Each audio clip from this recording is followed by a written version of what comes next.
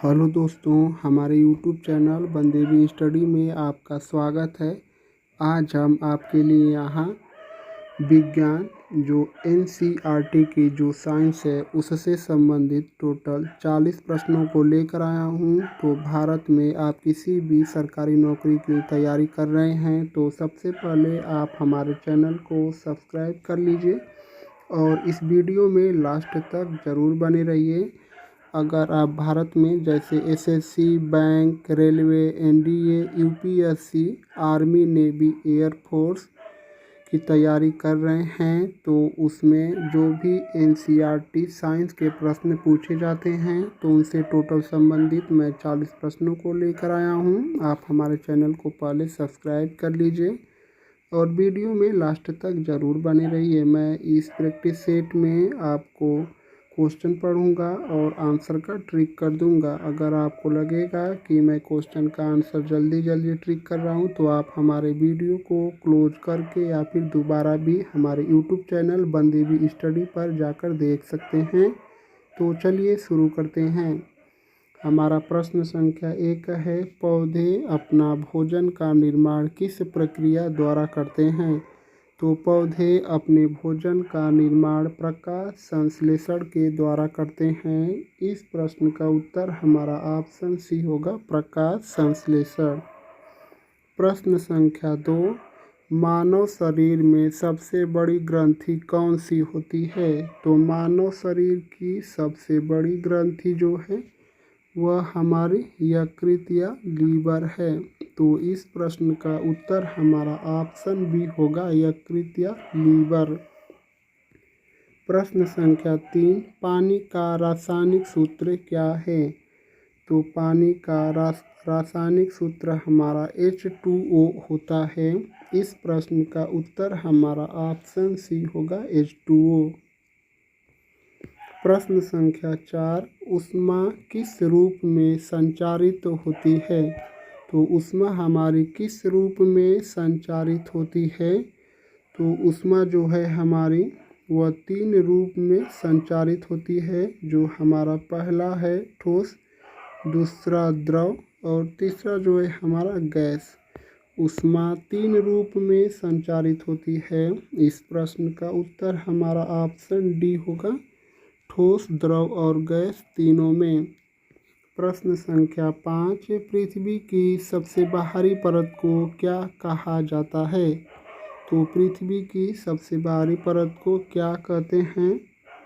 तो पृथ्वी की सबसे बाहरी परत को भूपटल कहा जाता है। इस प्रश्न का उत्तर हमारा ऑप्शन सी होगा, भूपटल। प्रश्न संख्या 6, बल का मात्रक क्या है? तो बल का मात्रक हमारा न्यूटन है और यह तो एसआई पद्धति में है और सीजीएस जो पद्धति है इसमें बल का मात्रक हमारा डाइन होता है। तो इस प्रश्न का उत्तर हमारा ऑप्शन बी होगा, न्यूटन। प्रश्न संख्या 7, सौरमंडल में सबसे बड़ा ग्रह कौन सा है? सौरमंडल में सबसे बड़ा ग्रह जो है हमारा वह शनि है। तो इस प्रश्न का उत्तर हमारा ऑप्शन बी होगा, शनि ग्रह। सौरमंडल का सबसे बड़ा ग्रह सौरमंडल का जो सबसे बड़ा ग्रह है वह हमारा शनि नहीं है। सौरमंडल का सबसे बड़ा ग्रह हमारा बृहस्पति है और मंगल ग्रह को लाल ग्रह के नाम से जाना जाता है। पृथ्वी को नीला ग्रह के नाम से जाना जाता है और यह जो शनि है इसका अभी हाल ही में 128 नए चंद्रमा के साथ खोज की गई है और इसके टोटल चंद्रमा की संख्या 274 हो चुकी है। यह मुझे याद आ गया था इसलिए मैं मिस्टेक से शनि को लगा दिया था। तो इस प्रश्न का उत्तर हमारा ऑप्शन सी होगा, बृहस्पति सौरमंडल का सबसे बड़ा ग्रह है। प्रश्न संख्या 8, मानव शरीर में खून का शुद्धिकरण किस अंग द्वारा होता है? तो मानव शरीर में खून का शुद्धिकरण वृक्क या किडनी के द्वारा होता है। तो इस प्रश्न का जो उत्तर होगा वह हमारा ऑप्शन सी होगा, वृक्क या किडनी। प्रश्न संख्या 9, किस धातु को तरल अवस्था में पाया जाता है? किस धातु को तरल अवस्था में पाया जाता है? तो वह हमारे पारा एक ऐसी धातु है जिसे तरल अवस्था में पाया जाता है। इस प्रश्न का उत्तर हमारा ऑप्शन सी होगा, पारा। प्रश्न संख्या 10, जंग किस पदार्थ पर लगती है? तो जंग जो है वह प्रमुख रूप से लोहे पर लगती है, यानी कि लोहे पर जंग प्रमुख रूप से लगती है। इस प्रश्न का उत्तर हमारा ऑप्शन ए होगा, लोहा। प्रश्न संख्या 11, वनस्पति में जल का परिवहन किस ऊतक द्वारा होता है? यानी कि पौधों में जल का परिवहन किस ऊतक द्वारा होता है? तो पौधों में जल का परिवहन जाइलम के द्वारा होता है, और जो भोजन का परिवहन होता है वह फ्लोएम के द्वारा होता है। तो इस प्रश्न का उत्तर हमारा ऑप्शन बी होगा, जाइलम। वनस्पति में जल का परिवहन जाइलम द्वारा होता है। प्रश्न संख्या 12, मानव में गैसों का आदान प्रदान किस अंग में होता है? मानव शरीर में गैसों का आदान प्रदान किस अंग में होता है? तो वह हमारे फेफड़े में गैसों का आदान प्रदान होता है। इस प्रश्न का उत्तर हमारा ऑप्शन सी होगा, फेफड़े। प्रश्न संख्या 13, विद्युत धारा की इकाई क्या है? तो विद्युत धारा की जो हमारी इकाई है वह एम्पियर होती है। इस प्रश्न का उत्तर हमारा ऑप्शन बी होगा, एम्पियर। विभवांतर का मात्रक वोल्ट होता है, और प्रतिरोध का मात्रक ओम होता है। जो प्रतिरोध है इसका मात्रक ओम होता है, और पावर या शक्ति का मात्रक वाट होता है। ओम का नियम जो है हमारा V बराबर IR होता है। इस प्रश्न का उत्तर हमारा ऑप्शन बी होगा, एम्पियर। प्रश्न संख्या 14, ध्वनि किस माध्यम में सबसे तेजी से चलती है? तो जो हमारी ध्वनि है वह सबसे तेज ठोस में चलती है, और ध्वनि निर्वात में नहीं गुजर सकती है, क्योंकि ध्वनि को चलने के लिए किसी भी माध्यम की आवश्यकता होती है। इसलिए इस प्रश्न का उत्तर होगा हमारा ऑप्शन ए, ठोस में ध्वनि सबसे तेज गति से यात्रा करती है। प्रश्न संख्या 15, हमारे सौरमंडल में सबसे गर्म ग्रह कौन सा है? तो हमारे सौरमंडल में सबसे गर्म जो ग्रह है वह शुक्र ग्रह है, और पृथ्वी के सबसे निकट ग्रह हमारा शुक्र ग्रह है। बुध ग्रह सूर्य के सबसे निकट ग्रह स्थित है। मंगल ग्रह को लाल ग्रह के नाम से जाना जाता है। पृथ्वी को नीला ग्रह के नाम से जाना जाता है। इस प्रश्न का उत्तर हमारा ऑप्शन डी होगा, शुक्र ग्रह सबसे गर्म ग्रह है सौरमंडल का। प्रश्न संख्या 16, वह प्रक्रिया क्या है जिससे जल वाष्प बनता है? वह प्रक्रिया कौन सी है जिससे जल वाष्प में बदल जाता है? तो वह है हमारी वाष्पीकरण। वाष्पीकरण के द्वारा हमारा जल वाष्प में बदल जाता है। इस प्रश्न का उत्तर हमारा ऑप्शन बी होगा, वाष्पीकरण। प्रश्न संख्या 17, मानव के शरीर में हड्डियों की कुल संख्या कितनी होती है एक वयस्क में? तो मानव शरीर में हड्डियों की कुल संख्या 206 होती है। इस प्रश्न का उत्तर हमारा ऑप्शन ए होगा, 206। प्रश्न संख्या 18, एक बैरोमीटर का उपयोग किसे मापने के लिए किया जाता है? तो बैरोमीटर का प्रयोग वायु दाब मापने के लिए प्रयोग किया जाता है। अगर बैरोमीटर का पाठ्यांक एकाएक नीचे गिर जाता है तो इसका अर्थ है कि आंधी और तूफान की संभावना है। और बैरोमीटर का जो पाठ्यांक है धीरे धीरे ऊपर उठ रहा है, तो इसका मतलब बारिश होने वाली है। और जो बैरोमीटर का पाठ्यांक है एकदम से ऊपर है, तो इसका मतलब धूप खिली हुई रहेगी और मौसम साफ रहेगा।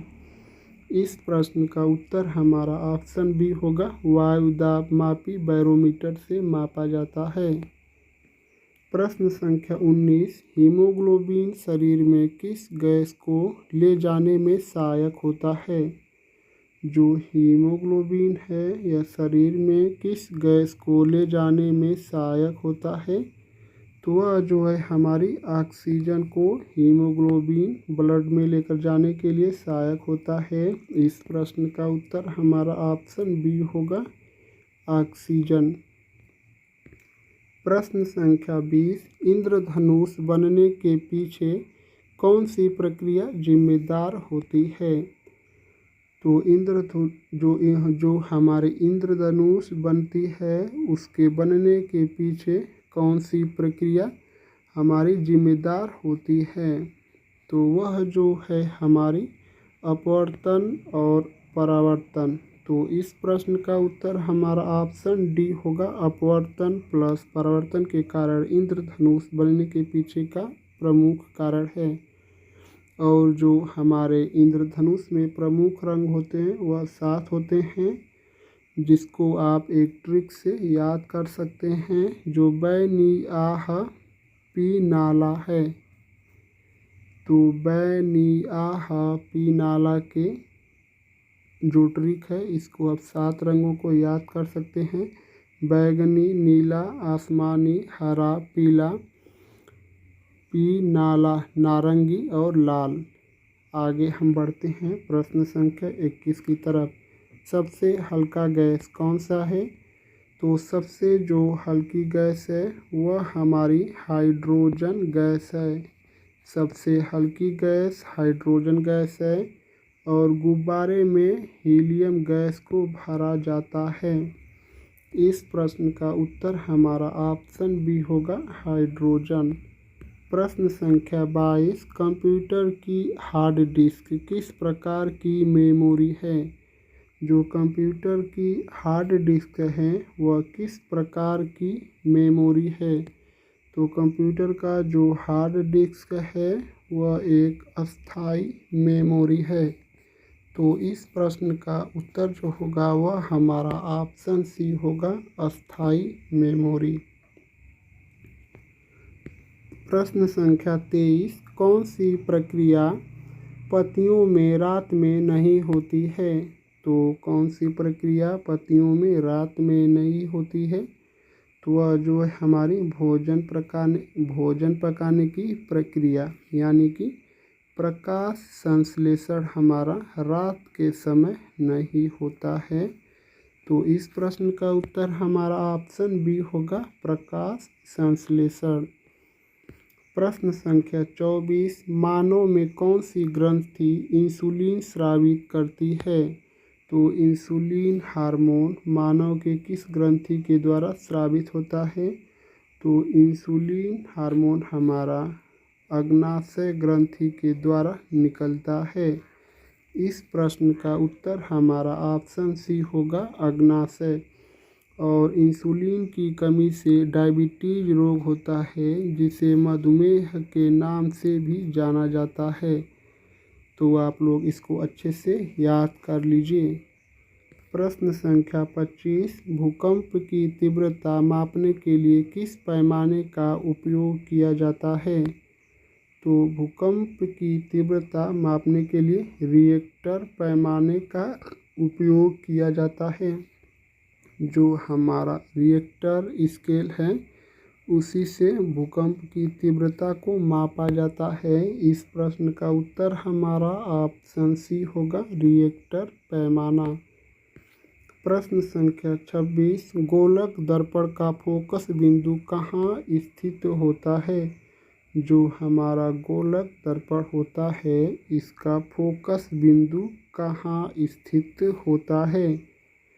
तो गोलक दर्पण का जो फोकस बिंदु है वह हमारा ध्रुव और केंद्र के बीच में स्थित होता है।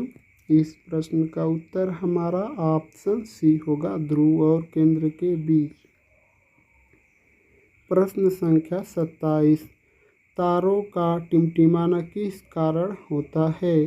तो जो हमारा तारों का टिमटिमाना है यह किस कारण वायुमंडल में टिमटिमाते रहते हैं? तो वह जो है हमारा अपवर्तन के कारण तारे आसमान में टिमटिमाते रहते हैं, यानी कि ऑप्शन बी वायुमंडलीय अपवर्तन के कारण। प्रश्न संख्या 28, कृत्रिम उपग्रह किस कक्षा में घूमते हैं? जो मानव द्वारा बनाया गया कृत्रिम उपग्रह है यह वायुमंडल के किस कक्षा में घूमते हैं? तो यह जो है हमारे भूस्थैतिक कक्षा में, जो भूस्थैतिक कक्षा है इसी में मानव द्वारा बनाया गया कृत्रिम उपग्रह घूमते हैं। इस प्रश्न का उत्तर हमारा ऑप्शन सी होगा, भूस्थैतिक कक्षा। प्रश्न संख्या 29, एल्युमिनियम के ऊपर जंग क्यों नहीं लगता? जो हमारा एल्युमिनियम है उसके ऊपर जंग क्यों नहीं लगती है, इसका कारण आप लोग बताइए। तो एल्युमिनियम पर जंग इसलिए नहीं लगता है क्योंकि इसके ऊपर ऑक्साइड की परत चढ़ी होती है, यानी कि इस पर ऑक्साइड की परत बन जाती है। ऑप्शन सी होगा इस प्रश्न का उत्तर। प्रश्न संख्या 30, साधारण नमक का रासायनिक सूत्र क्या, रासायनिक नाम क्या है? साधारण नमक का जो हमारा रासायनिक सूत्र है वह NaCl होता है, यानी कि सोडियम क्लोराइड। इस प्रश्न का उत्तर हमारा ऑप्शन सी होगा, सोडियम क्लोराइड। प्रश्न संख्या 31, कोयला किस प्रकार की ऊर्जा का स्रोत है? तो जो हमारा कोयला है यह गैर नवीकरण की प्रकार का ऊर्जा का स्रोत है। इस प्रश्न का उत्तर हमारा ऑप्शन बी होगा, कोयला गैर नवीकरणीय ऊर्जा का स्रोत है, ऑप्शन बी। प्रश्न संख्या 32, सबसे अधिक तापीय चालक धातु कौन सी है? सबसे अधिक तापीय चालक धातु कौन सी है? तो वह है हमारी तांबा। इस प्रश्न का उत्तर हमारा ऑप्शन ए होगा, तांबा। प्रश्न संख्या 33, विद्युत मोटर में किस सिद्धांत का प्रयोग होता है? जो हमारी विद्युत मोटर है जिसका उपयोग पानी चलाने या चारा काटने के लिए या कुछ भी करने के लिए जो विद्युत मोटर है, आटा चक्की में भी उपयोग होता है, यह किस सिद्धांत पर कार्य करता है? तो वह जो है हमारी चुंबकीय प्रेरण पर हमारी विद्युतीय मोटर कार्य करती है। इस प्रश्न का उत्तर हमारा ऑप्शन बी होगा, चुंबकीय प्रेरण का। प्रश्न संख्या 34, पृथ्वी पर जीवन के लिए आवश्यक गैस कौन सी है?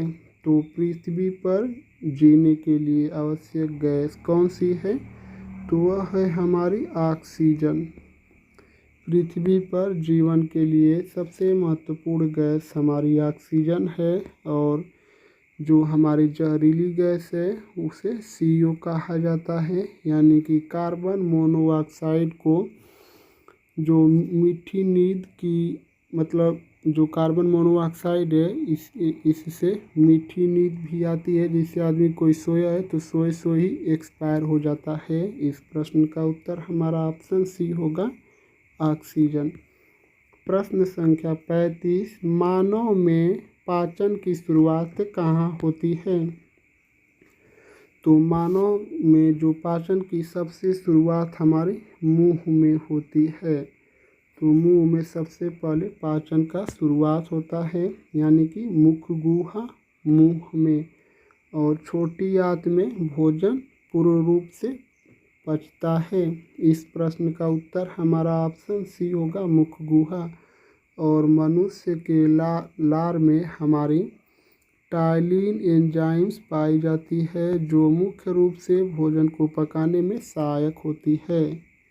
प्रश्न संख्या 36, प्रकाश रेखा में यात्रा करता है। तो प्रकाश किस रेखा में यात्रा करता है? टेढ़ी मेढ़ी रेखा, गोलाकार रेखा, तरंगों में या सीधी रेखा? तो प्रकाश सीधी रेखा में गति करता है। प्रकाश हमारा जो है यह सीधी रेखा में गति करता है। इस प्रश्न का उत्तर हमारा ऑप्शन सी होगा, सीधी रेखा में। प्रश्न संख्या 37, नकली दांत बनाने के लिए किस धातु का उपयोग होता है? तो नकली दांत बनाने के लिए किस धातु का उपयोग होता है? तो वह हमारी पारे के मिश्र धातु, जो पारे की मिश्र धातु है, इसी का नकली दांत बनाने में उपयोग किया जाता है। इस प्रश्न का उत्तर हमारा ऑप्शन डी होगा, पारे की मिश्र धातु। प्रश्न संख्या 38, निम्नलिखित में से कौन सी ध्वनि मनुष्य नहीं सुन सकता है?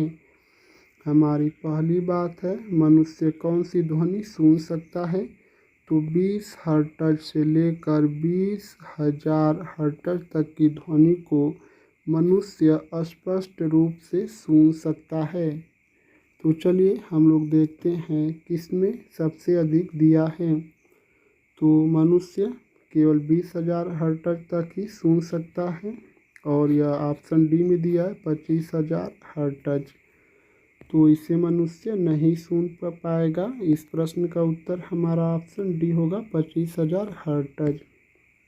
प्रश्न संख्या 39, एक परिपथ में वोल्ट मीटर को कैसे जोड़ा जाता है? जो एक परिपथ होता है उसमें वोल्ट मीटर को कैसे जोड़ा जाता है? तो एक परिपथ में वोल्ट मीटर को समांतर क्रम में जोड़ा जाता है। तो इस प्रश्न का उत्तर जो होगा वह हमारा ऑप्शन बी होगा, समांतर क्रम में एक परिपथ में वोल्ट मीटर को जोड़ा जाता है। प्रश्न संख्या 40, वर्षा जल का संरक्षण किस विधि से किया जाता है? तो आज के प्रैक्टिस सेट का हमारा लास्ट क्वेश्चन था, वर्षा जल का संरक्षण किस विधि से किया जाता है? तो इस जो प्रश्न का उत्तर है आप लोगों को कमेंट में बताना है। देखते हैं कितने लोग इस प्रश्न का उत्तर कमेंट करके बता पाते हैं। अगर आप लोग हमारे चैनल पर पहली बार आए हैं तो सबसे पहले आप हमारे चैनल को सब्सक्राइब कर लीजिए। वीडियो अच्छी लगी है तो लाइक करना मत भूलना दोस्तों। आप यह भी कमेंट करके बताइए कि इन सभी 40 प्रश्नों में से आपको कितने प्रश्नों का जवाब सही पता था। तो आप लोग का बहुत बहुत धन्यवाद दोस्तों।